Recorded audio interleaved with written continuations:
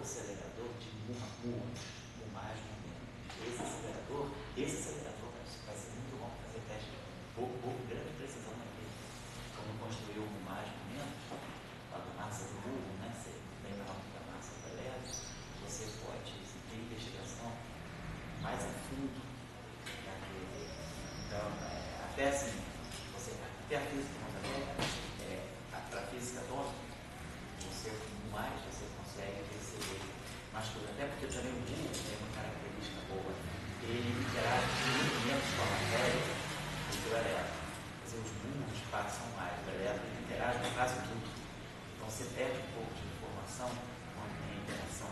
Quando o burro ele passa mais direto pela matéria, então ele pega poucos processos. Aí você pode analisar os processos com mais clareza.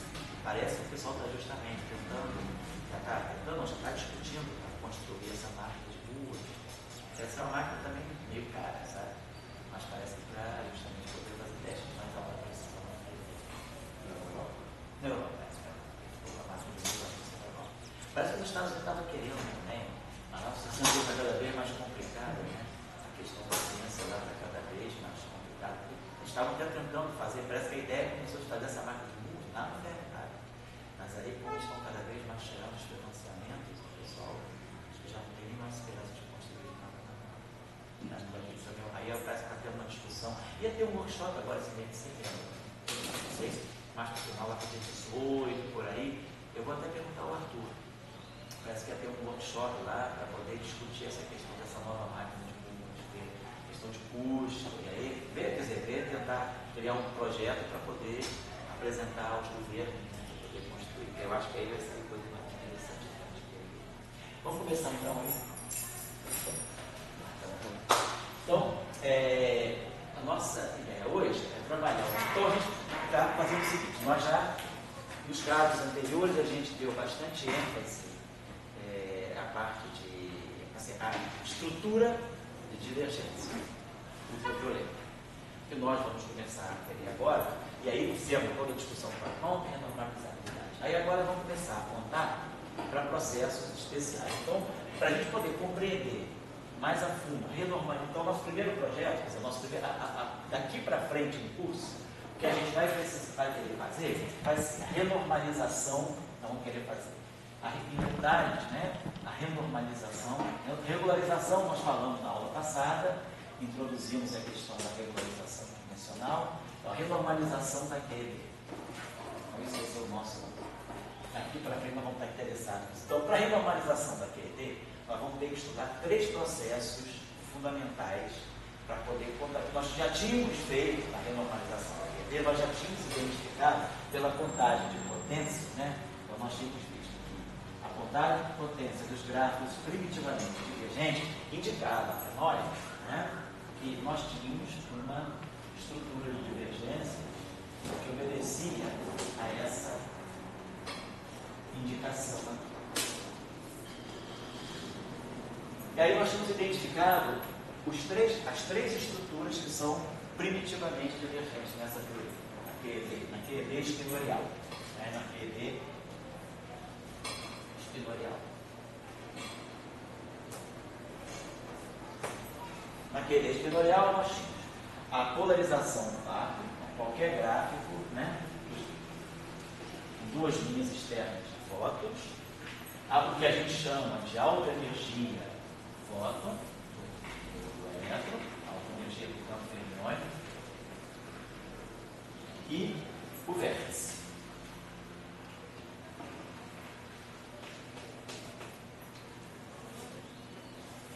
Então, são os 3 processos fundamentais da QED espinorial.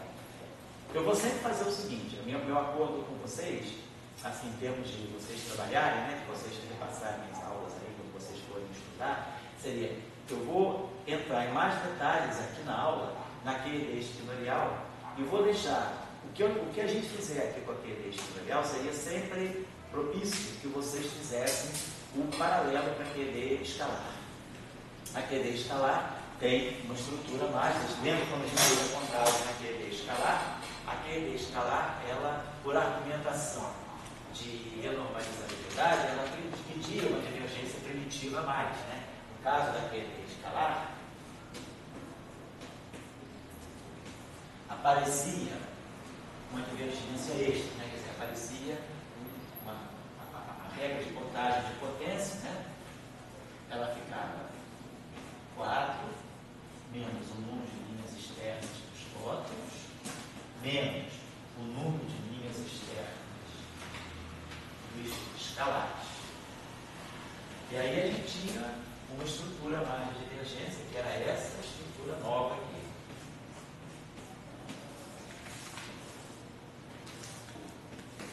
4 escalares, né, nas linhas externas.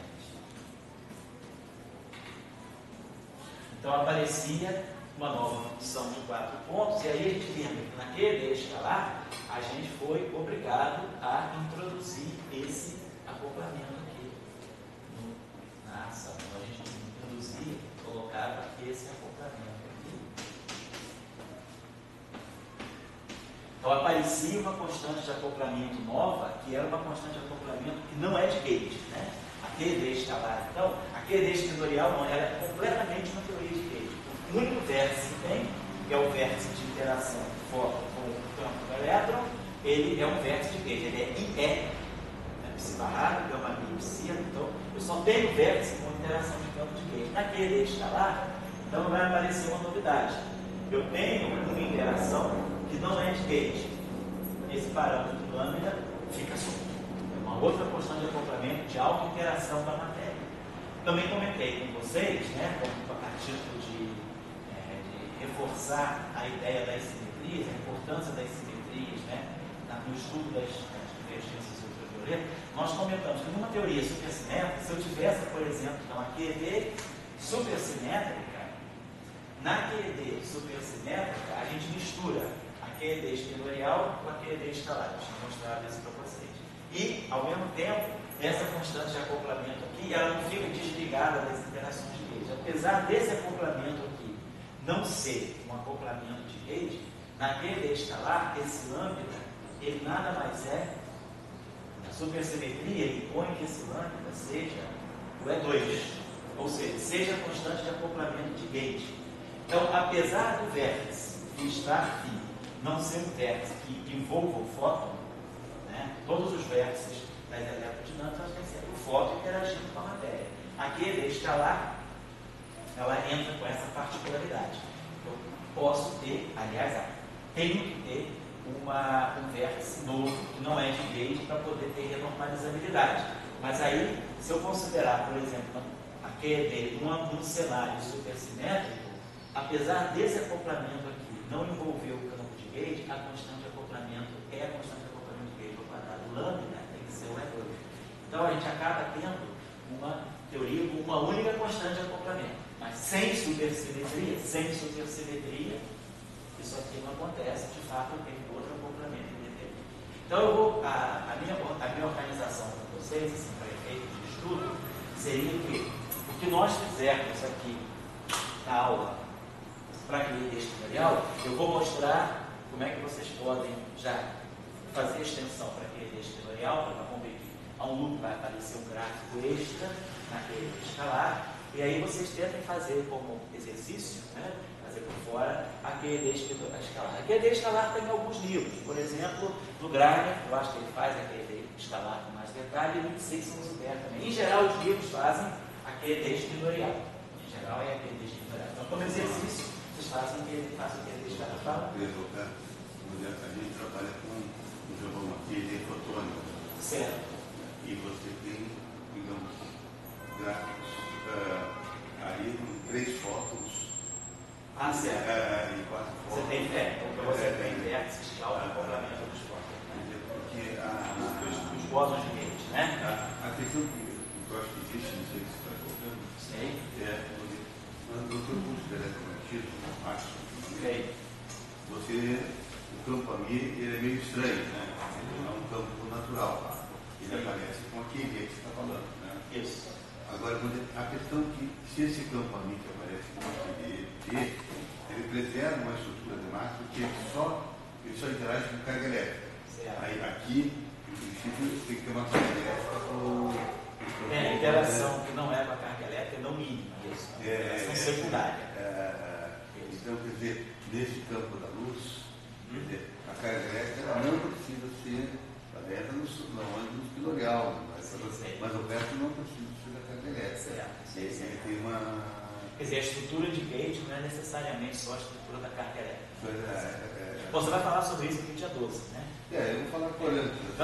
Não, tenta fazer, você tem tempo. Eu vou organizar assim, dia 12, né, que é quarta-feira, como não vai ter esse curso de eletromagnetismo, eu até mandei o anúncio para vocês. Dia 12, quarta-feira, 4 horas o Dória pega, fala de física da luz, depois lá para as 6 horas o André, que está estudando a eletrodinâmica axiônica, ele está na iniciação científica, mas ele vai fazer um seminário simples apresentando para vocês a eletrodinâmica axiônica, como é que funciona, quais são as coisas interessantes que tem saído. Ele vai fazer um semináriozinho só para apresentar vocês e para ele também poder falar. Mas no trabalho que eu fiz com o Chalpa, sei. Onde a gente mostra todas as características normalizadas. Vocês falam tudo sobre isso contigo. Não, satisfaz a todas as requisitos, né? É para mostrar isso no seminário, mostra esses aspectos mais ligados ao curso. Tenta mostrar que tudo que foi trazido daquele ordinário, né, elevado para essa física da luz, tudo está acontecendo. E a pergunta que eu deixo assim para as pessoas pensarem é assim: será que a luz é obrigada a sempre interagir via carga elétrica? Certo. E assim, a gente tem que colocar isso aqui no curso. Não, né? A gente sabe que não. A gente sabe, eu já falei com vocês, não sei se vocês pegaram referências, já passei inclusive referências para estudar o aspecto, as propriedades magnéticas do fóton. O fóton tem magnetismo também, apesar dele não ter carga elétrica. Então, o eletromagnetismo hoje ele é visto, o setor magnético também é importante, porque o fóton, ele apesar de ser neutro eletromagneticamente, né, no eletromagnetismo usual, que a gente tem, a gente senta muito na carga elétrica, porque o fóton é neutro. Mas hoje a gente sabendo que já existem os estudos mostrando propriedades paramagnéticas do fóton, então o fóton tem magnetismo, então o fóton tem estímulo, ele tem e aí isso aí muda um pouco a nossa visão também da interação eletromagnética. A interação então do fóton, a interação magnética do fóton com os momentos magnéticos, né, das partículas tem carga elétrica, é importante também. Eu dei aquelas referências para vocês já no ano passado. Né, sobre isso, o fóton seria se eu botar um campo magnético, você vai ter Mi interno B. Isso, exatamente. O fóton, se você colocar um campo magnético externo muito forte, você pode detectar exatamente uma interação do momento magnético do fóton, que é baixo, que é pequeno, como o do neutrino. O momento magnético do neutrino é 10 a menos 10 magnetons de Bohr. Então, o momento magnético do neutrino é 10 ordens de grandeza inferior ao momento magnético do elétron. O momento magnético do fóton, o paramagnetismo do fóton é muito baixo, mas se você coloca um campo magnético astrofísico, pega um campo magnético de 10 a 12 Tesla perto do magnetar, aí essa interação pode ser acentuada, ela pode se tornar considerável. Ela é pequena para efeitos de laboratório, né? Campos magnéticos na faixa dos Tesla, como até a LHC 10 Tesla, você não consegue dar uma protuberância para a interação magnética nem do neutrino nem do fóton, mas em geral o princípio tem. Agora, como você intui esse momento magnético do fóton, onde tem magnetismo, você fala, você diz, bom, agora eu posso ter uma interação do fóton com o fóton, assim, nesses versos que eu, 3 fótons interagindo, e sem ser carga elétrica ali, entendeu? Como é que você intui? Não, intui claramente, porque o fóton carrega o momento magnético. Então, o fóton, em princípio, né, se tem um momento magnético, né, ele tem algo desse tipo. E aí, se você coloca esse fóton aqui, o fóton carrega o momento magnético, se você coloca um campo magnético externo, isso aqui vai sair com vamos colocar direto esse fóton, tem um momento magnético, ele vai encontrar outro fóton, ele vai se acoplar com o momento magnético daquele fóton. Então, é como se você tivesse. Vamos pensar assim, se você estivesse colocando o fóton. Um outro fóton. É uma maneira de dizer assim, e o Mi era um fóton. O fóton carrega um momento magnético intrínseco muito pequeno e ele vai interagir com o campo magnético gerado pelos outros fótons. Bom, vamos só recapitular aqui, pois não? Só a última coisa. Para mim, eu estou pensando com vocês aqui, a questão muito que você coloca na aula. Né? Como é que a gente sai do campo A e B e entra no campo AMI? Aqui você já entrou no campo AMI de cara, né? Então, a pergunta é assim, como é que teria no Maxwell um termo FMI AMI? Sei. Entendeu? Como que eu conseguiria fazer uma... eu acho que que estaria muito ligado a um pouco a isso que você já está fazendo e uma extensão disso aí. Tem que ser uma extensão, direto assim. No eletromagnetismo usual não dá, mas a gente extensão do eletromagnetismo sim. Então estamos aqui, essa interação aqui, com esse, que é o propagador do elétron naquele estelar, só para naquele espinorial, só para relembrar a vocês, né, a nossa regra de Feynman para o propagador do férmion. Então o férmion, ele é sempre o termo cinético e o termo de massa do Lagrangiano de Dirac, eles envolvem sempre um psi barrado alfa e psi beta. Então o propagador do fóton, ele sempre vai relacionar um índice espinorial alfa, um índice espinorial beta, e tem um momento. A convenção que nós estamos adotando, nós já ilustramos nas aulas mais lá no primeiro semestre, sobre a regra de Feynman para o elétron, seria, esse propagador aqui ele vai da seguinte maneira. Nós temos o I sobre K2 menos N2, é o que dá o polo massivo, e aqui nós temos o K slash mais N, e aí a regra de Feynman é beta alfa, tá? Isso aqui é a estrutura matricial. Você lembra que o propagador do fóton, ele tem essa estrutura, né? Ele é 1, que tem que inverter isso aqui, 1 sobre I, gama I, deriva, kappa mi menos N. O espaço dos momentos é esse que a gente tem que inverter. Então a inversão disso dá. Esse kappa slash, claro, é gama mi, kappa mi. Kappa mi mais N sobre kappa 2 menos N2. Temos o I aí. E os índices, então, se a gente já vai ver quando aplicar isso, a regra de Feynman do propagador do férmion é que a flechinha de momento, né, ela sempre, a gente vai colocar aqui a estrutura matricial que está aqui. Ela, se a gente no gráfico fizer uma atribuição de momento, vai ser sempre o índice onde o momento está chegando e aqui o índice onde o momento está. Então a gente vai ter que, se a flechinha do momento corre de alfa para beta, aqui na regra de Feynman eu vou ter beta alfa, só para lembrar vocês. E a outra regra de Feynman que a gente tem na QED, além do propagador do fóton, para nós, então, se a gente trabalha no gauge de Feynman, o propagador do fóton já é mini. E aí, se a gente adota o gauge de Feynman, né, propagador, então, no gauge de Feynman ele é menos I sobre K2, carrega o momento, e aqui o átomo I. Então, isso aqui é o gauge de Feynman. É aquele gauge covariante de Feynman.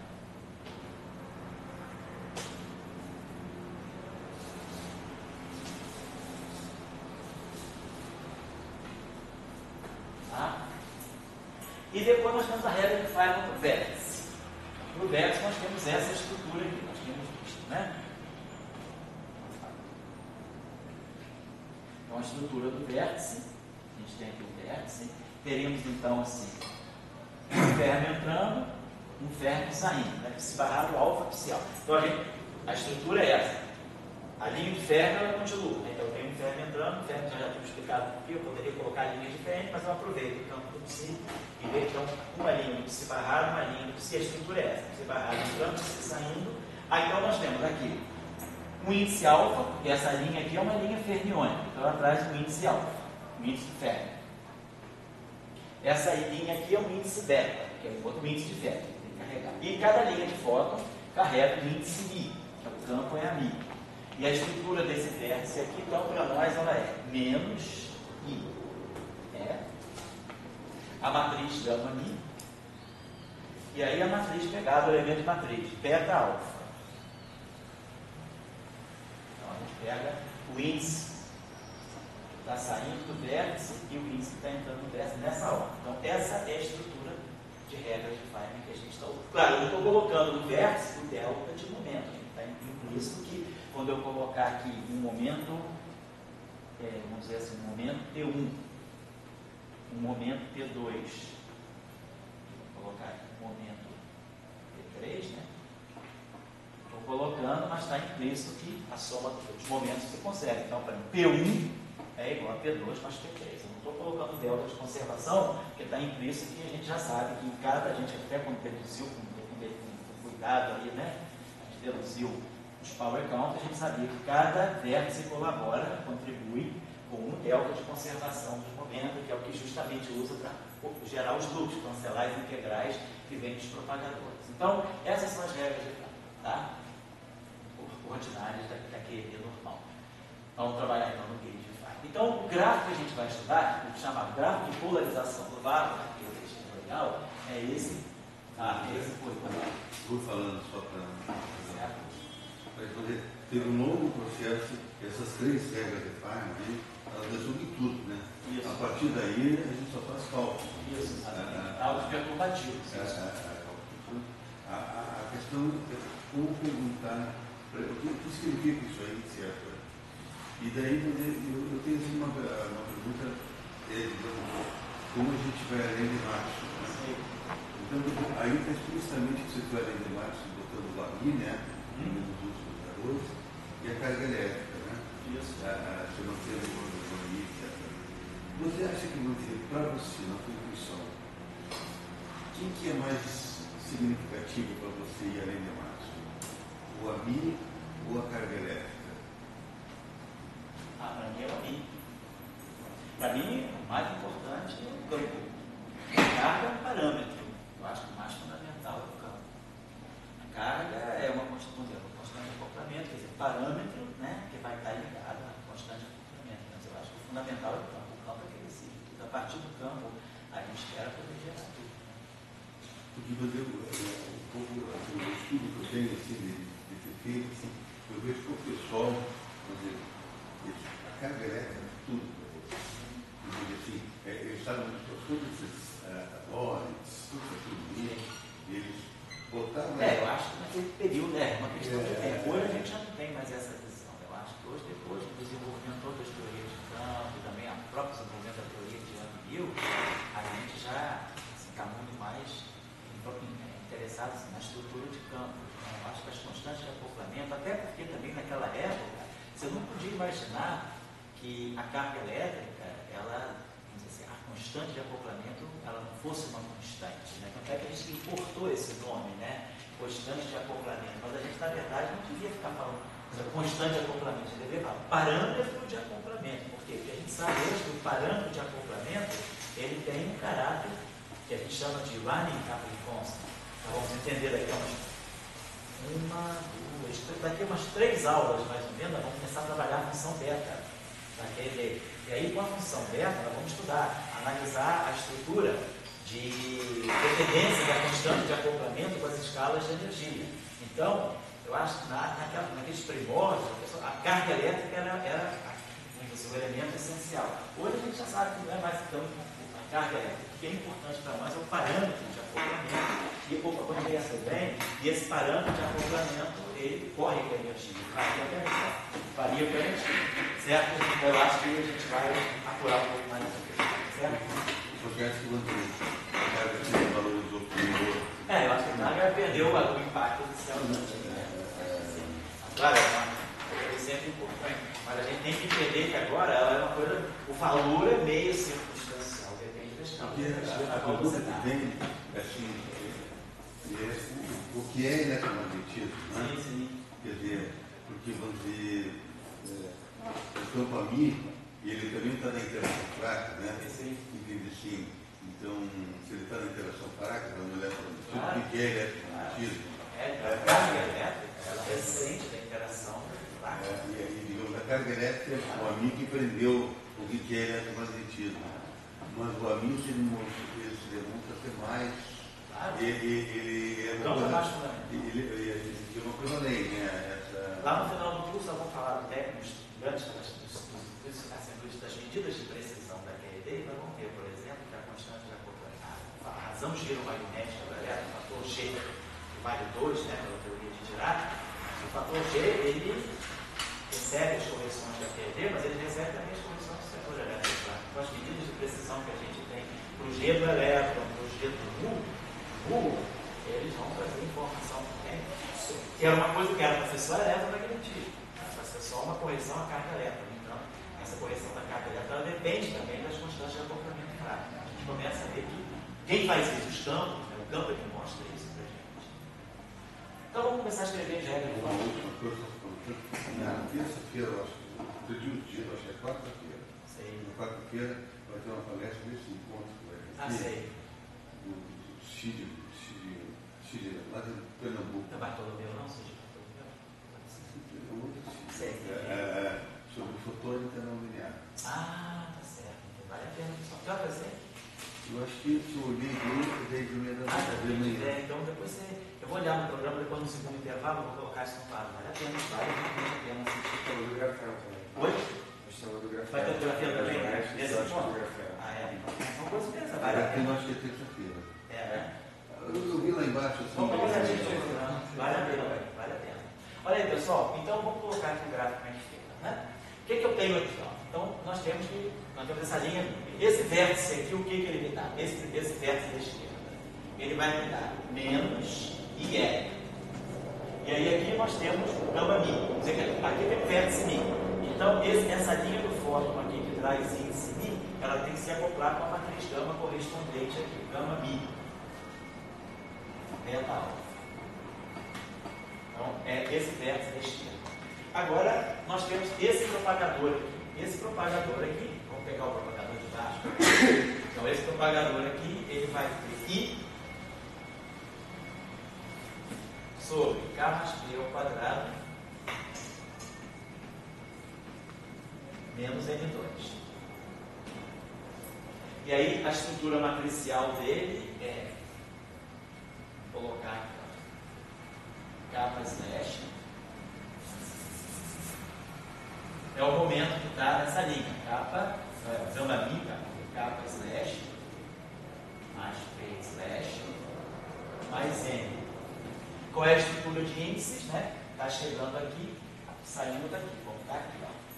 Então, o índice final, né? Então vai ficar o índice gama beta.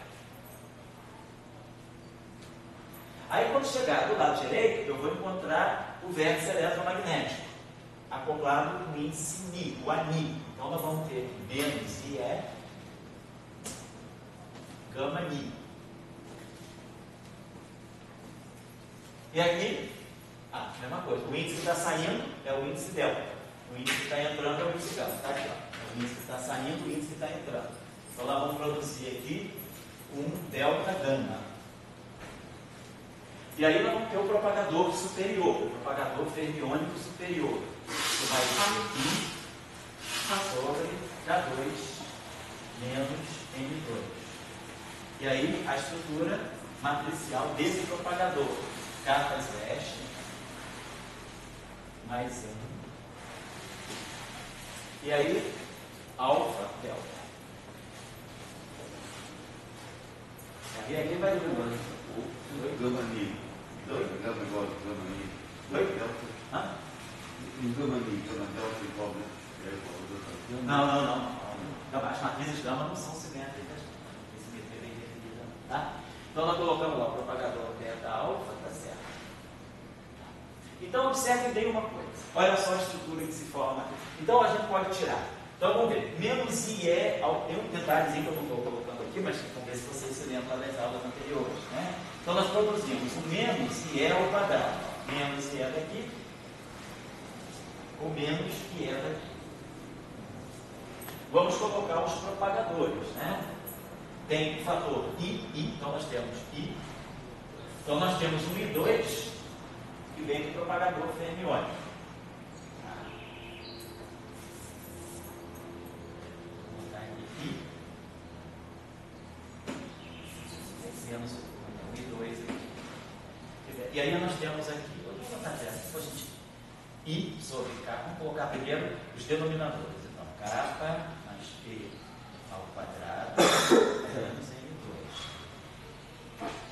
I sobre K2 menos N2.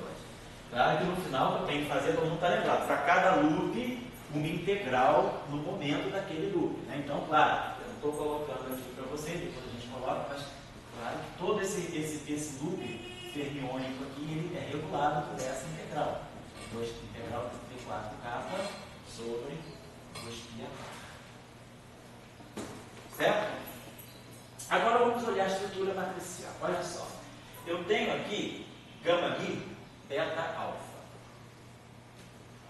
Aqui eu tenho essa matriz. Agora vamos pegar só a parte matricial dos numeradores. Então nós temos gama mi, só para ver se vocês vejam, gama mi, beta, alfa. Aí esse kappa mais 3 / ele vai chegar aqui. Então nós vamos ter kappa / mais m, alfa, delta.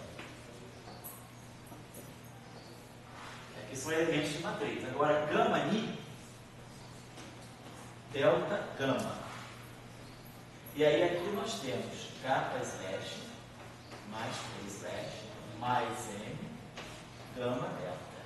Então observe o que aconteceu no espaço das matrizes de gama. O que aconteceu no espaço exteriorial? Eu produzi no final de tudo, isso aqui é um produto matricial, gama mi por essa matriz, beta, alfa, alfa, delta. Delta, delta. Gama, gama, beta. Então isso aqui no final do dia é essa matriz toda. Eu posso tirar esses 20 todos aqui e dizer que isso tudo no final do dia é essa matriz aqui, Olhando bem aí, o casamento dos índices é o beta, beta. Ou seja, eu estou pegando o traço. Então, no final de tudo, isso aí me produziu esse traço. Então, nós vamos produzir aqui um traço.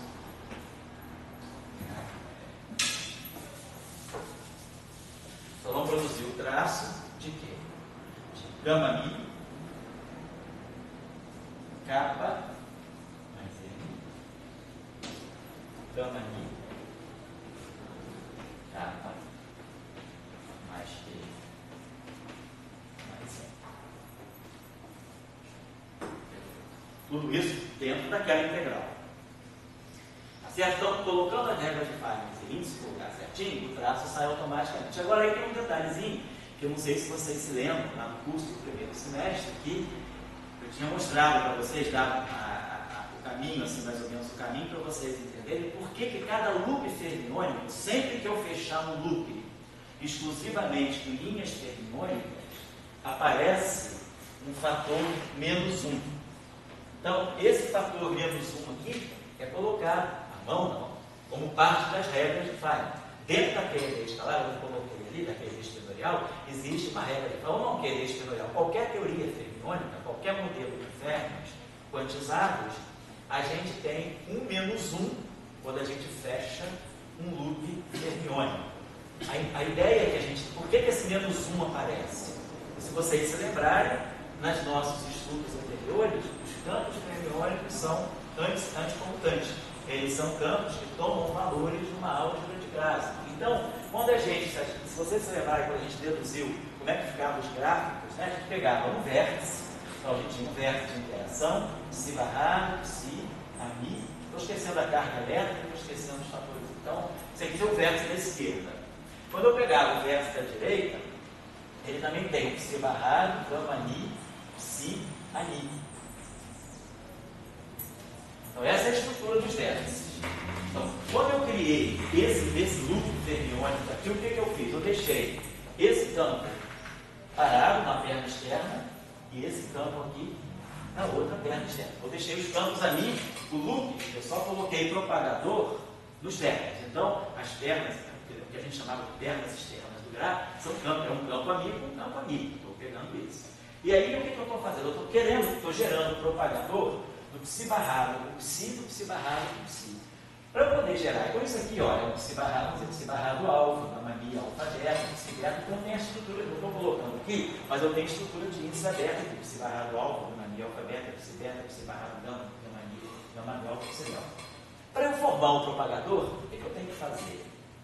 Eu tenho que colocar, por exemplo, tenho que juntar um psi barrado de um vértice com um psi do outro vértice. E qual é a estrutura dos propagadores naquele? É psi barrado de x, psi de y, algo desse tipo assim, psi barrado alfa, psi beta, são dois campos tomados em pontos distintos. Esse aqui é o propagador, daí 1 sobre delta meridiano, delta de x menos y, são delta de x menos y, né? Mas a estrutura do propagador é essa, então eu preciso colocar juntos esse psi barrado com esse psi aqui. Então esse psi aqui, quando a gente abrir isso aqui em termos de índice alfa, alfa, beta, imaginando que estão todos os índices exterioriais explicitados. Eu vou trazer esse carinha daqui para cá. Muito bem, esse psi vai passar por um psi barrado e vai passar por um psi. Ele tem duas anticomutações, então ele não pega sinal menos. Mas para eu formar esse propagador aqui, que é psi barrado psi, eu vou passar o psi, então esse psi chega aqui, passando por aqui e por aqui, então ele dá dois sinais menos.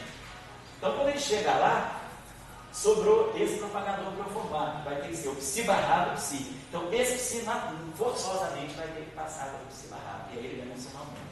Então sempre que a gente for fechar um loop a partir de propagadores fermiônicos, nós vamos ter que nos debater com esse problema, nós vamos enfrentar esse problema. Eu vou ter sempre que ter, um campo vai ter que no final passar pelo outro. Então eu vou sempre ganhar um sinal menos para cada loop fermiônico. Então a justificativa para esse sinal menos colocado no final de cada loop fermiônico é o fato de que as coordenadas, de que as componentes dos campos fermiônicos são variáveis de Grassmann, são coordenadas de Grassmann. Então, nós temos que colocar, só para relembrar isso, essa regrinha do sinal menos. Então, no final de tudo, nós temos esse gráfico aqui para ser computado, claro, integral em D4K. Eu tenho aqui um dos estudantes que defendeu tese comigo uns anos atrás, ele fez o capítulo 3 da tese dele, foi uma revisão em detalhe da polarização do vácuo e a alta energia do fóton. Tá? Então, eu vou, depois, quem quiser, eu vou mandar. Isso aqui é o capítulo 3 completo. Eu vou mandar scan, porque como está em PDF a tese dele, eu não tenho a tese dele impressa, eu não vou poder tirar a chave. Eu não tenho essa tese dele foi defendida, foi a tese de mestrado dele que foi defendida em 2004. E não tem um CPTF de 16 anos. É o Oswaldo. Você conheceu ele?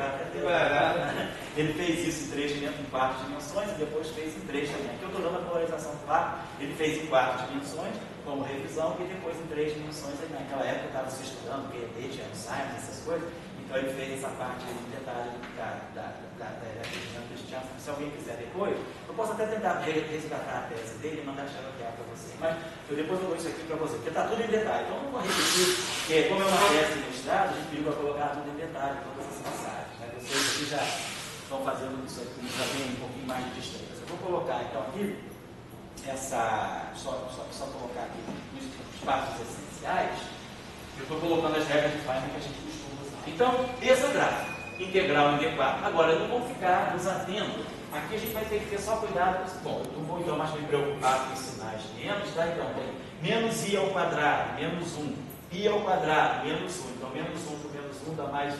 Sobra um sinal menos por causa desse loop fermiônico aqui. Deixa eu apagar isso aqui. Então, isso aqui já subiu. Então, vamos colocar aqui, vamos ter no final de tudo, nós vamos ter o menos E2 menos E ao quadrado, tá? E aí aqui nós vamos ver.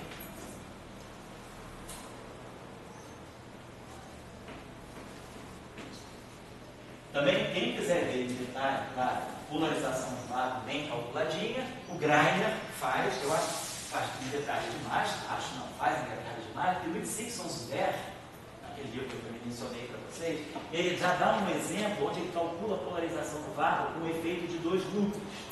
É interessante também, alguns de vocês, se quiserem aprender isso bem, seguir. Ele calcula esse gráfico, por exemplo, esse gráfico aqui. Então já é um gráfico de 2 núcleos. Aí vocês vão ver, é o livro do Dixon.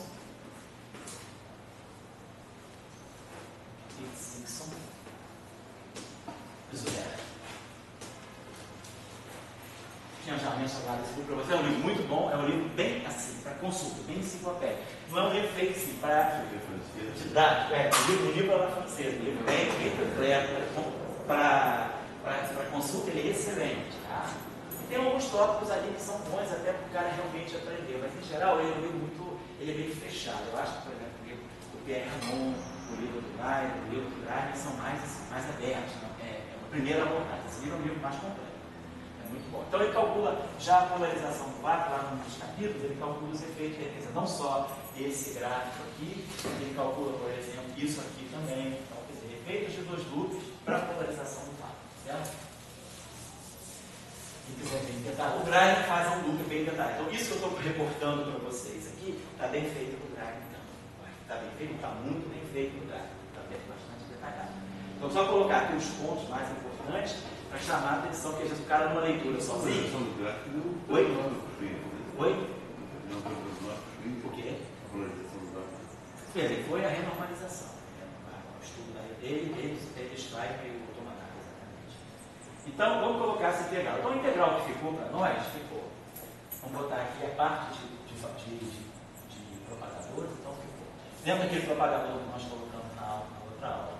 Dois propagadores, K2 menos M2, que a gente já sabe, né? Transformar produtos de propagadores em integrais paramétricas com um único propagador para usar a regularização dimensional. Então, isso aqui eu já estou usando certos resultados da aula passada. K mais P ao quadrado menos M2. E agora vamos só colocar o resultado aqui para a gente não perder muito tempo. Olha só o traço. O que nós sabemos lá dos nossos estudos da equação de Dirac. Quando a gente estudou a equação de Dirac, aí, em alguns semestres, né, eletromagnetismo, algum outro curso aí, a gente sempre estudou as propriedades dos traços de produtos das matrizes gama. Então a gente já sabe o resultado típico da álgebra de Clifford em 4 dimensões. O traço de um número ímpar de matrizes gama é sempre zero.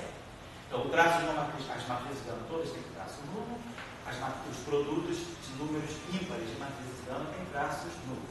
E os traços pares a gente tem regras bem definidas. Traço de gama mi, depois beta mi e assim vai. Então aqui a gente vai ter o seguinte, a gente vai ter esse termo, vezes esse, vezes esse, lembrando que dentro do kappa slash tem um gama escondido. E dentro do kappa mais 3 slash tem um gama escondido. Então aqui eu vou aparecer com um produto, um traço de 4 matrizes gama. Então, olha os termos que vão aparecer aqui. Vai aparecer um termo, traço de gama mi. Vamos dizer que a matriz gama que esteja nesse kappa slash aqui seja gama lambda. Aí tem essa matriz gama mi. E aqui vamos dizer que seja uma matriz gama rho. Gama rho. Isso vezes kappa lambda, kappa mais T rho. É o primeiro termo. Estou pegando isso vezes kappa, vezes gama, vezes esse kappa mais 3 testes, certo? Estou usando o primeiro termo. Esse termo, vezes esse, tudo isso aqui. Quando eu pegar agora esse termo, vezes esse, vezes n, então eu posso pegar isso, vezes isso, vezes isso. 3 matrizes gama. O n é a identidade. Então esse termo dá zero, porque vai ter um traço de um número ímpar de matrizes gama. Não lembro se você lembra da demonstração, mas é fácil ver que sempre que eu tiver um produto ímpar de matrizes gama, o traço dá zero, porque a gente usa as propriedades do gama 5. A gente insere o gama 5 ali, meio intruso, bota gama 5, usa as propriedades cíclicas do traço e usa o fato do gama 5 anticomutar com as matrizes gama. E com isso a gente tem um truquezinho para mostrar que em 4 dimensões, ou em qualquer dimensão par, o traço de um número ímpar de matrizes gama é sempre zero. Então, esse termo aqui sobrou, que é o primeiro termo. Agora eu peguei esse vezes esse, vezes esse, vezes esse vezes esse, deu zero. Agora vamos pegar esse vezes esse, vezes esse, vezes esse. A mesma coisa, vai dar zero. Quando eu pegar traço de gama mi vezes n, gama mi vezes kappa mais 3 slash, eu vou ter uma matriz gama, aqui não tem nenhuma, 2 matrizes gama, 3 matrizes gama. Então, esse traço também dá zero. Depois, eu peguei agora esse vezes esse, vezes esse, vezes esse, agora esse vezes esse, vezes esse, vezes esse. Então, agora eu posso pegar um termo que vai ter M2. O termo em M2, ele vai ter, na verdade, um traço de gama mi. Então, eu vou ter traço de gama mi, vezes M2. Certo? É claro, pessoal? Vou pegar isso vezes isso, vezes isso, vezes isso. Então, fica um M2 e aí ficam só 2 traços. Então, esse termo aqui, né? Então, eu vou pegar esse termo vezes esse, né? Vezes esse, vou botar isso aqui assim, da seguinte maneira. Eu mesmo que está fazendo isso. Eu não estou comendo o termo, então, gama mi, kappa slash, gama mi, n, gama mi. O primeiro termo foi isso. Isso, vezes isso, gama mi, sanduíche aqui. Só isso aqui que eu tenho. E aí, quando eu multiplicar esse, então, esse vezes esse, está aqui, dá 4 matrizes gama. Esse vezes esse dá 3 matrizes gama, dá 0. Esse vezes esse todo também vai ter 3 matrizes gama, vai dar 0. e depois vai ter esse, que é o que está aqui. Então, desses 4 termos que seriam produzidos aqui, apenas 2 sobrevivem. Então, deixa eu apagar isso aqui. Nós vamos produzir no numerador, então, esse capa slash, vou botar aqui. Assim. Capa slash, capa lambda, capa mais payroll, e aí o traço de 4 matrizes de gama. Traço de gama mi, gama lambda, gama mi, gama lambda. Eu não vou nem mais me preocupar, porque isso aqui a gente sabe, esse traço dá eta, mini, eta, lambda, rho, menos eta, mi, rho, eta, dá produtos de etas. Né? Então, esse traço aqui vai sempre mexer, vai sempre atuar nessa estrutura aqui. E o outro traço que vai aparecer aqui vai ser mais M2 traço. Eu não tenho certeza, mas eu tenho uma ideia que o Maple já está fazendo esse traço do... Eu tenho a impressão que sim, eu acho que pelo que você andou me falando, não lembro quando ele acho que faz sim. Eu acho que até a regra que vai na a integral de grupo, eu acho que a regra está fazendo. A traço do lado, eu acho que tem sim. Eu acho que tem sim. No Maple já tem essa álgebra das matrices. Então, eu sei que no trabalho de estudante explorou a matriz. Não, mas eu acho que a regra vai deixa. Então, olha só, então claro, isso tudo aqui vai ter índice, o que sobra de tudo isso é o índice mini, né? Esse índice lambda rho, então aqui lambda rho, então o índice livre aqui desse objeto mini. Então então é claro, substituindo isso aqui, então eu vou dar já o resultado para vocês, tá bom? Para não ficar perdendo tempo. Isso aqui, deixa eu pegar aqui.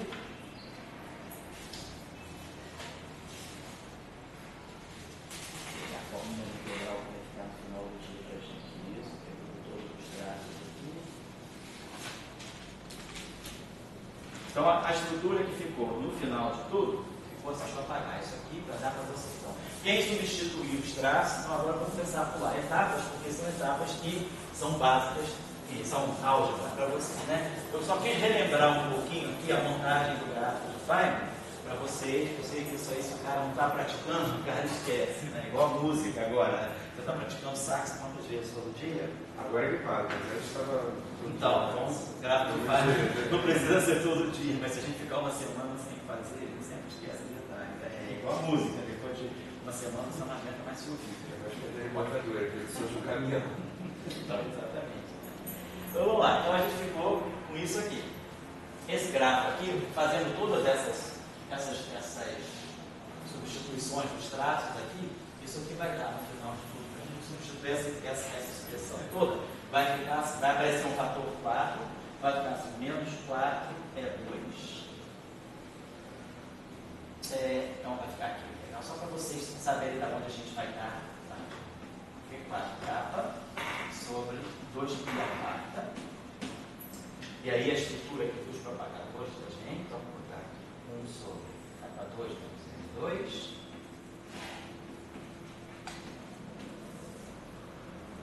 Seria muito bom, se alguns de vocês se reunindo, tentassem ver. Bom, eu estou dando cálculo feito à mão. Vocês vão seguir aqui também o cálculo feito à mão. Depois seria bom se vocês conseguissem colocar isso também. E aí, como é que esses softwares que fazem gráfico, FineCalc, HappyCalc e o próprio Maple, como é procurar um lugar para tentar fazer uma vez esse gráfico no computador também, que é importante a gente aproveitar o momento de estar estudando isso para ver como é que esse cálculo computacional funciona. Então aqui nós vamos ter a seguinte estrutura, substituindo todos os traços aí, os termos vão ficar assim, vai ficar aqui um gama, vai ficar aqui um Sabe, cálculos são os mais apropriados. Oi? O Maple não acho que é o mais apropriado, também tem software bem apropriado. Sei. Aqui, vamos lá, então vai ficar aqui um capa mi, capa mais t, mi, mais capa mi, capa mais t, mi, menos, menos não é, mi, que é essa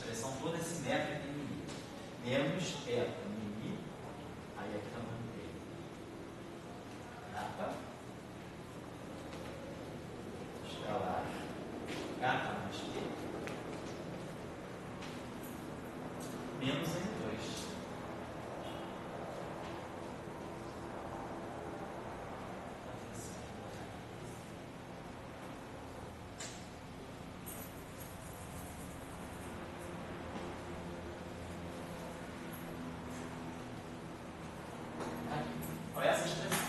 Então aqui ficaram só os momenta, e aqui tem um terminho para depois.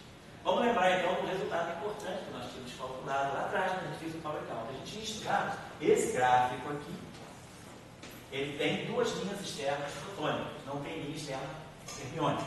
Então a contagem de potência dele me dá 4 menos 2. Então ele é quadraticamente divergente.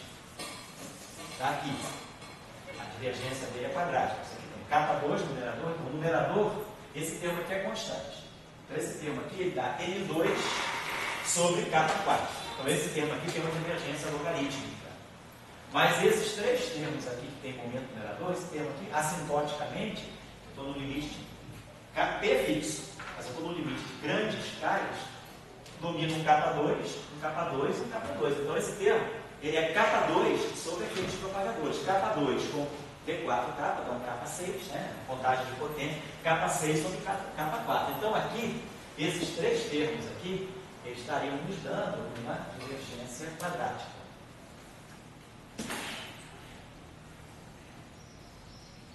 A gente genericamente representa por lambda 2, porque quando colocar assim, indica que é alguma coisa que vai crescendo com um cutoff ao quadrado. Nós não vamos usar o cutoff, nós vamos usar a regularização dimensional. É só uma linguagem simbólica para dizer que a divergência é quadrada. E esse terminho aqui, sozinho, esse N2 sozinho, ele está me dando uma divergência logarítmica. Então aqui eu teria uma divergência, vamos dizer, que iria com um cutoff. Então, esse seria o estado. Deixa eu ver se eu posso aproveitar aqui mais alguma coisa depois. Então, claro, aí eu poderia causar a integração paramétrica. Deixa eu ver. Pode fazer o 4? Oi? Não é 4, porque vai ficar K6 sobre K2. Sobre K4, ó. Aqui tem 2 e aqui tem 2. Ah, é verdade. Tá. Agora tem o caso só do Kappa-Mi, né? Oi? Tem o caso do Kappa-Mi, Isso. e tem o caso só do Kappa-Mi, né? Isso, Kappa-Mi com P-Mi, por exemplo. Isso aí não é quadrático. Vamos dizer, mas ele seria linear, mas esses dois termos dominam. A divergência mais, estou colocando a divergência mais alta. A divergência mais alta aqui, claro, esse termo aqui, por exemplo, como nós está falando, esse termo aqui, ele é K com P. K com P, então, ele seria uma divergência linear. Mas a divergência dominante aqui, a divergência mais alta é a quadrática. Estou colocando sempre a divergência, né? A gente no Power Count, a gente sempre coloca a divergência pior. Mas aí a gente vai lembrar. Tem um argumento aí que a gente tinha falado, eu ainda não dei as identidades de Ward, de slide 9 para vocês, mas a gente já vai ter uma argumentação para ver por que é que esse gráfico não pode ser quadraticamente divergente. A invariância de Leite faz com que esse gráfico seja, no máximo, log divergente. Vamos entender por quê. Então, em princípio, eu sei fazer. Então, o que a gente vai ter que precisar, o que a gente vai precisar fazer agora? Todo mundo já sabe o que fazer. Aqui eu tenho 1 sobre AB. Tem aqueles dois propagadores. Então, quais são os procedimentos que vocês vão seguir agora? Transformar isso aqui numa integral paramétrica de Feynman. Nesse pedacinho aqui, vocês vão usar aquela expressão 1 sobre AB, a integral entre 0 e 1 de dx, de 1 sobre B menos A ao quadrado, ou B menos A x mais A ao quadrado. Então, a gente faz isso aí para reduzir essa integral a um único propagador. Tá? Então, o primeiro truquezinho aí é usar a parametrização de Feynman para, vamos introduzir a integral entre 0 e 1 de dx, né, de x, na variável x, e aí vamos fazer aquela coisa que a gente fez na aula passada. A gente tinha mostrado que K mais P ao quadrado menos M2, menos isso aqui, vezes x mais A, dá uma certa expressão lá. Então a gente já sabe expressar isso aqui como sendo um denominador único. E aqui nós vamos ter expressões do tipo K', Eu vou colocar para vocês aqui as expressões que nós vamos saltar. Eu tinha aquela minha série de coisas que eu tinha trazido comigo. Vou colocar as expressões. Então, agora vamos para a regularização convencional. Então, as expressões importantes que vão aparecer para vocês usarem, vocês podem checar, quem quiser checar, né? Mas não precisa também, se quiser, já pode pegar a expressão, já sabe de onde ela sai, né? Mas a ideia seria usar essas expressões. Deixa eu colocar aqui para vocês. Então, essa diferença aqui, a gente já sabe, ela vai dar uma estrutura desse tipo aqui. Ela vai dar uma estrutura que eu tenho. Só para lembrar que ela vai ter essa estrutura aqui, ela vai cair numa estrutura que eu vou dar para vocês agora. Então, esse vai sobrar um termo em capa 2. Vai ter um termo em capa 2. Aí aparece um termo aqui, se eu não me lembro bem, alguma coisa do tipo 2xp escalar k. E aqui aparece um termo que tinha aquele x, eu acho que x1 menos x, P2, e aí tinha o N2, né? Aqui, esses N2 aqui se cancelaram e sobraram mais um N2. Alguma coisa desse tipo. Na aula passada a gente fez. Esse era o denominador que ficava. Então, isso aqui tudo independe do kappa. Então, eu tenho um termo quadrático em kappa, um termo linear em kappa, e um termo aqui que eu, na aula passada, até esquematicamente, chamei isso tudo aqui de um N2 grande. Vocês vão lembrar, né? Essa grandeza aqui. Então, essa expressão que eu vou colocar, vamos ganhar essa expressão desse tipo aqui, vezes isso aqui. E as integrais que nós vamos precisar, eu vou colocar aqui para vocês. Então, nós temos as seguintes integrais. Integral, então, agora usando regularização dimensional. Então, aí a gente vai para D dimensões. Integral em D de kappa sobre 2π de kappa D. E aí aqui nós temos uma estrutura desse tipo. 1 sobre kappa 2 mais 2p escalar kappa mais um certo N2. Vou colocar aqui. Isso aqui é elevado a alfa. Então, essa estrutura aqui vai aparecer aonde?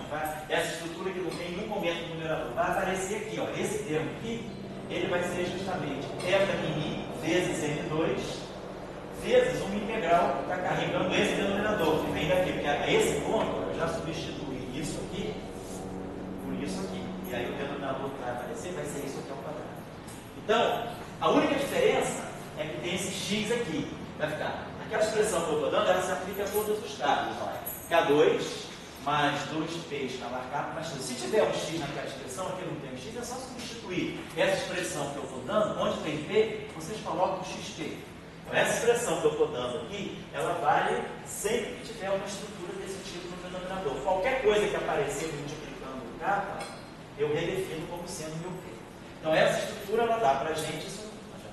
Estou colocando os cálculos aqui já para você que quiser checar. 4π elevado a menos 2 sobre 2.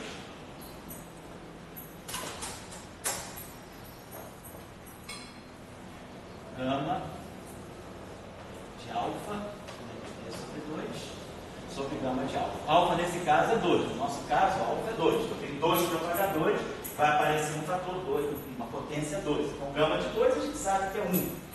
E aqui vai aparecer para nós 1 sobre N2, aquele N2 que está ali todo, menos P2, então menos esse momento que está aqui ao quadrado, elevado à potência alfa, menos D sobre 2. Então, no nosso caso aqui, eu não tenho P, eu tenho, no lugar do P, eu tenho XP. Então, naquele exemplo lá, o que vai entrar, em vez de entrar P2 menos N2, vai entrar X2, P2 menos N2. Eu estou redefinindo, certo? É só ver que, para mim, nessa expressão, vai aparecer um XP aqui. Certo? Então, aquele XP está fazendo o papel desse P aqui. Então, nessa expressão, quando eu aplicar essa expressão, aquele termo lá, em vez de aparecer N2 menos P2, vai aparecer N2 menos P2x2. Porque esse XP faz o papel daquele P lá. Só isso. Só que é para poder usar aquela expressão, essa expressão é universal, ela vale sempre. Agora, eu tenho integrais aqui que tem um momento no numerador. Por exemplo, esse termo aqui tem Kmi, Pni. P é um índice, é um momento externo ao lucro. Ele pode sair da integral, mas o K fica, a integral é em K. Então eu vou produzir integrais aqui que tenham um único K no numerador. Esse termo aqui produz um K2 e esse aqui produz um KP. Então aqui eu vou produzir, aqui a menina produziu um K lambda e um P lambda. Então eu vou ter, vão aparecer integrais aqui com um único K no numerador. Então eu vou colocar aqui a seguinte integral para vocês. Integral de dk sobre 2π do kb. Então aqui vou ter uma estrutura desse tipo. Kmi sobre esse denominador aqui. Esse denominador não vou ficar toda hora escrevendo. É o mesmo denominador elevado a alfa. Sempre essa estrutura. Kmi sobre esse denominador elevado a alfa. Fazendo essa integral, ela dá para nós 4π a menos d sobre 2 de novo. Vai dar a mesma coisa aqui, gama alfa menos d sobre 2 sobre gama de alfa. 1 sobre N2 menos D2 elevado a alfa menos D sobre 2. A única diferença desse resultado, aquele aqui no lugar do Kmi, vai aparecer aqui fora com menos D. Então, quando eu fizer essa integral aqui em Kmi, basicamente eu reproduzo aquele resultado lá em cima com menos D. Tem uma razão para isso? Tem. Pois eu vou querer até que vocês tenham. Vocês podem chegar a esse resultado aqui a partir desse, sem precisar fazer essa integral. Vocês vão entender que esse resultado aqui automaticamente implica esse, se vocês fizerem uma mudança de variáveis aqui nessa exponencial, dessa integral. Então, mas quem quiser, essa expressão está pronta. E depois nós vamos aparecer termos desse tipo aqui, com dois momentos. Kmi, Kmi,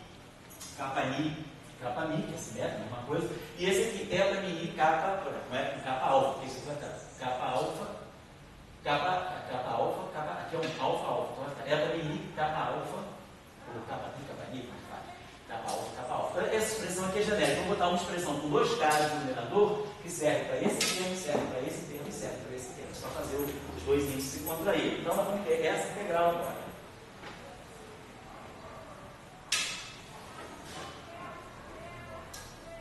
Então agora nós já estamos fazendo a chamada regularização dimensional.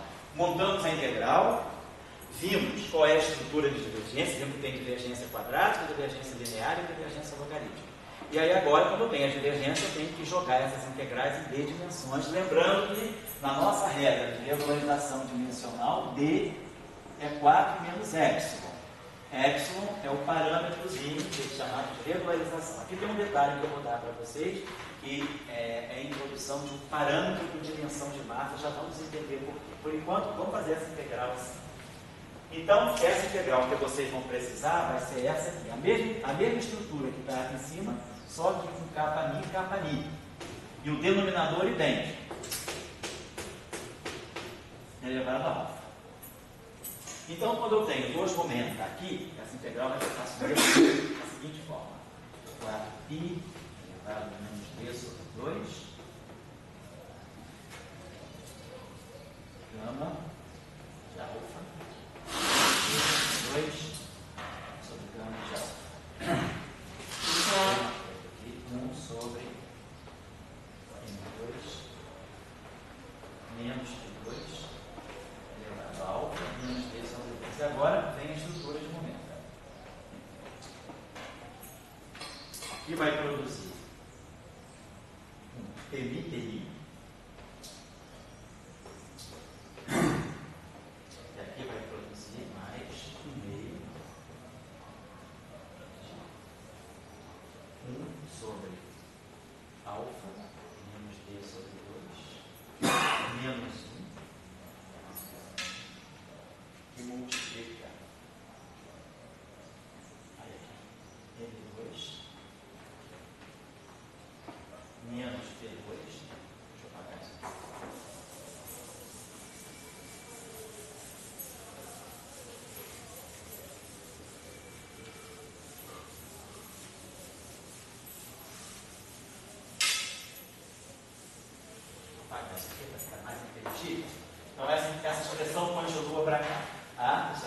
vezes isso aqui. Ó.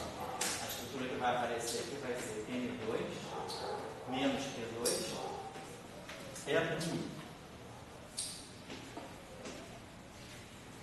Então, é o resultado dessa integral completamente em função de P. Certo? Então, no nosso caso, né, alfa é 2. Então, no nosso caso, né, o gráfico que a gente está considerando tem dois propagadores. Então, o alfa é 2. Então, essa combinação aqui, alfa menos D sobre 2, está dando para nós alfa menos. D é 4 menos epsilon. 2 menos 4 por 2 dá 2, vai cancelar. Então vai ficar epsilon sobre 2. Então, para nós, alfa menos D sobre 2, nesse exemplo, é epsilon sobre 2. Por quê? Porque alfa é 2 e D é 4 menos epsilon, né? Então fica 2 menos 4 menos epsilon sobre 2. Então 2 cancela com 2 e fica com epsilon sobre 2. Então aqui nós vamos produzir um gama de epsilon sobre 2, lembrando da aula passada, é aqui que está a divergência, gama de epsilon sobre 2, quando o epsilon tende a 0, vai para infinito com 2 sobre epsilon. Então, a divergência vai ser uma divergência em 1 sobre epsilon que vem daqui. Aqui, gama de 2 é 1. E aqui nós produzimos esse denominador, que vai ser esse denominador aqui, ó, 1 sobre epsilon sobre 2 menos 1. Quando o epsilon tende a 0, esse objeto aqui tende a menos 1, então o epsilon vai tender a 0. Então, esse denominador aqui, ele basicamente não inverte. Mas só atenção à seguinte coisa: eu posso pegar esse denominador que vai aparecer aqui, então, que é esse caminho aqui, eu faço a seguinte coisa ali. Vamos escrever ele como sendo assim, ó, menos 1 sobre 1 menos epsilon sobre 2. Isso. Esse epsilon é muito pequeno. Então aqui a gente pode fazer uma expansão geométrica, expansão em série geométrica. Menos 1, 1 menos epsilon sobre 2 é 1 sobre 1 menos x, né? Então é 1 mais x mais epsilon sobre 2 mais x2 mais epsilon 2 sobre 4 e assim vai. Certo? Então faço a expansão geométrica de 1 sobre 1 menos x, tá? Quando x tende a 0. Beleza, é a série geométrica. Então, esse fator vai produzir um 1. Esse 1, lembre-se, esse gama de alfa menos D sobre 2, ele está multiplicando tudo. Então, ele é um gama de epsilon sobre 2. Gama de epsilon sobre 2 é 2 sobre epsilon. Então, tem um 2 sobre epsilon, mais uma parte finita, como nós tínhamos visto na outra aula. Tá? Constante de Euler, nós tínhamos feito essa expansão aqui até a ordem epsilon 2, na aula passada. Quando nós conhecemos esse termo aqui até a ordem epsilon 2. Mas a gente vai fazer epsilon no final do dia tender a 0, então para nós o que é importante é só a parte que diverte e a parte que é finita. Quando eu fizer, por exemplo, esse termo aqui, quando ele multiplicar aquele 2 sobre epsilon, ele vai dar uma coisa finita. Vai ficar epsilon sobre 2 vezes 2 sobre epsilon. Então esse termo aqui, vezes a divergência, que é 2 sobre epsilon, já vai produzir uma coisa finita. E esse termo aqui já vai a 0. Quando esse epsilon 2 multiplicar esse 2 sobre epsilon, vai sobrar um epsilon no numerador. Então epsilon tendendo a 0, isso vai a 0. Então, quando eu fizer a regularização dimensional, o que vai sair desse gráfico vai ser uma parte divergente, que vai ser, então, a estrutura desse gráfico, então, no final da regulação. Então, a ideia, desculpa, é só para voltar. Eu vou substituir essas três expressões aqui. Então, aqui, a primeira expressão é aquela que já substitui isso, vai dar uma reta mini, já substitui aquela que eu acabei de apagar. Vou substituir aquelas três expressões aqui, e aí eu tenho a estrutura da integral. Então, no final, eu vou ter que fazer a expansão. Então, primeiro, o conselho que eu dou aqui é substituir esses três resultados naquela expressão que eu acabei de apagar. Aí, depois de tudo substituído, vamos passar a realizar a operação de regularização desejada. Alfa é igual a 2 e B é igual a 4 menos 0. Vamos pegar isso aqui. D é igual a 4 menos 0. Então, a gente vai pegar isso tudo aí, colocar naquela expressão. Então, a gente vai pegar para nós dois tipos de expressão. Quer dizer, a resposta vai sair alguma coisa em 1 sobre epsilon vezes, então vamos escrever o quê? Mais alguma coisa que é finita. Porque ali 1 sobre epsilon no denominador está sobre o epsilon no numerador. Então, a estrutura fotográfico é uma parte divergente, mas uma parte. Vamos só falar para vocês aqui. Então, essas são as integrais de regularização dimensional que eu vou usar. Certo? Com essas três integrais a gente realiza. Deixa eu colocar agora aqui. Deixa eu apagar isso aqui. Aqui tem uma discussãozinha que eu não fiz na aula passada, mas que é importante em regularização dimensional. Vou mostrar aqui. Já vou usar.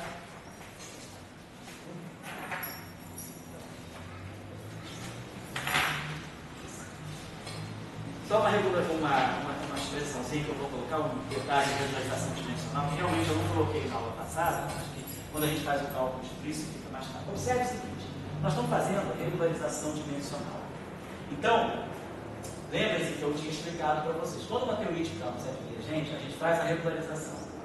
Quando a gente regulariza a teoria, por exemplo, usando a regularização dimensional, eu saí das 4 dimensões.